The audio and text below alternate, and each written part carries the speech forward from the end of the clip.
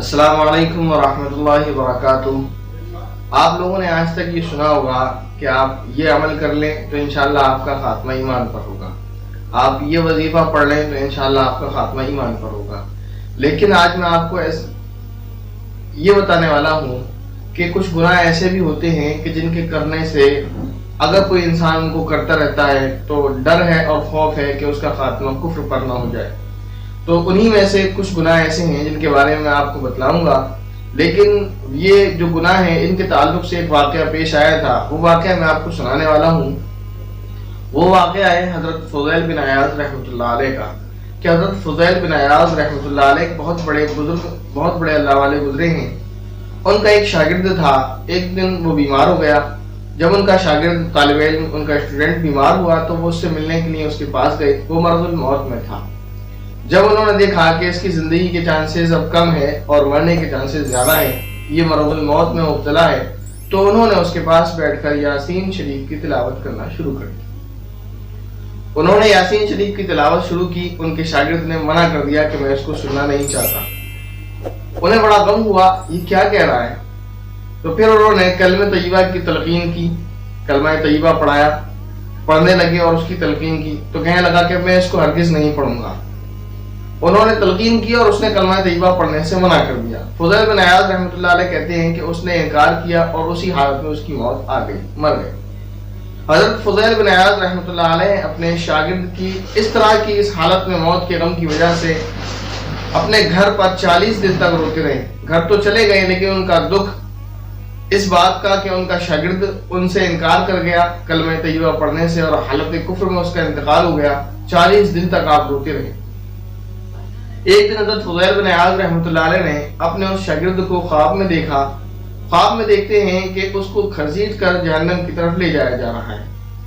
اس کو دیکھ کر انہوں نے پوچھا کہ تو میرے شاگردوں میں سب سے سمجھدار، سب سے زیادہ ہوشیار تھا، ایسی کیا چیز تھی، کیا وجہ ہوئی جس کی وجہ سے تو نے کلمہ طیبہ پڑھنے سے انکار کر دیا؟ کس وجہ سے تیرے دل سے معرفت نکل گئی؟ کس وجہ سے تو نے کلمہ طیبہ کی جب تلقین کی گئی تو اس سے انکار کر دیا؟ تو کہنے لگا کہ میرے اندر 3 برائیاں تھیں، 3 گناہ ایسے تھے جو میں کرتا تھا۔ وہی 3 گناہ میں آج آپ کو بتا رہا ہوں، دھیان سے سنیں۔ یہ وہ 3 گناہ ایسے ہیں کہ جس کی نحوست سے اس کی موت کفر پر ہوئی ہے۔ اگر ہم ان گناہوں سے بچے ہوئے ہیں تو کوشش کریں، اللہ تعالیٰ سے دعا کریں کہ بچتے رہیں، اور کہیں اگر خدا نہ خواستہ شیطان نے ہمارے دل میں ان چیزوں کو ڈال دیا تو اس سے بچنے کی کوشش کریں۔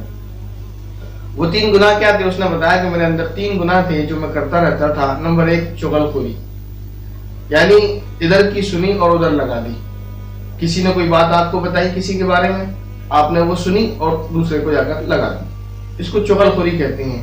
اور یہ عام طور سے لوگ کرتے رہتے ہیں انجانے اور جانے میں، لیکن اس کی طرف ذہن نہیں جاتا۔ چغل خوری۔ نمبر 2، حسد، یعنی کسی کی کوئی چیز کو دیکھ کر جلنا، اس سے چڑنا۔ دیکھیے، ایک ہوتا ہے حسد اور ایک ہوتا ہے رشک۔ رشک یہ ہوتا ہے کہ کسی کے پاس، آپ کا پڑوسی ہے، آپ کو اس کے پاس بنگلہ ہے، آپ کو اس کو دیکھ کر خوشی ہوتی ہے، کیا بنگلہ ہے اس کا، میرا بھی ایسا ہوتا۔ آپ کو اس سے غرض ہے کہ آپ کا بھی ایسا ہوتا، لیکن آپ کو اس کے بنگلے سے دکھ اور تکلیف نہیں ہے۔ آپ اللہ تعالیٰ سے دعا کرتے ہیں، اللہ آپ نے اس کو دیا، مجھے بھی دے دیں۔ اور حسد یہ ہوتا ہے کہ آپ کے پڑوسی کا بنگلہ ہے، بہت اچھا، آپ کے پاس ہے یا نہیں ہے، لیکن آپ اس سے جلتے ہیں، اس کا کیوں ہے؟ اس کو حسد کہتے ہیں کہ اللہ تعالیٰ نے اس کو کیوں دے دیا، مجھے نہیں دیا، یا مجھے دیا تو ٹھیک تھا، اس کو کیوں دے دیا؟ یہ ہے حسد۔ اور رشک یہ ہوتا ہے کہ آپ کسی کی چیز کو دیکھ کر تمنا کریں اور خواہش کریں کہ مجھے بھی مل جائے، تو رشک گناہ نہیں ہے، حسد گناہ ہے۔ تو نمبر 1 چغلی، نمبر 2 حسد، نمبر 3 اس نے بتلایا کہ مجھے ایک بیماری ہو گئی تھی۔ اس بیماری کا میں نے جب علاج پوچھا تو ایک حکیم نے مجھے یہ بتلایا کہ تم روزانہ 1 پیالہ شراب پی لیا کرو، تو میں روزانہ 1 پیالہ شراب کا پی لیا کرتا تھا۔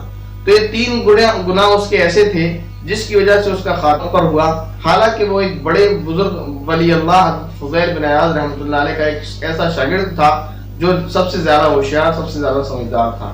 وہ 3 گناہ تھے، چغل خوری، حسد اور شراب پینا۔